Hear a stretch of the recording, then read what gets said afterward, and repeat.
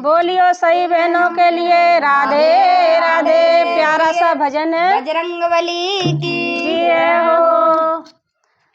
बजरंगबली का बहुत सुंदर प्यारा सा भजन है। नई साल में धमाका होने वाला है। जब हनुमान जी लंका में गए थे तब बगिया उजाड़ी थी। उसके बाद जब दूत जो रावण के थे वो हनुमान जी से कहते हैं हमारी बगिया क्यों उजाड़ी, तो वे हनुमान जी क्या कहते हैं दूतों से, अपने राजा से कह देना बगिया में बानर आया है। तो आप लोग सुने और देखें भजन कैसा है। तो क्या कह रहे हैं हनुमान जी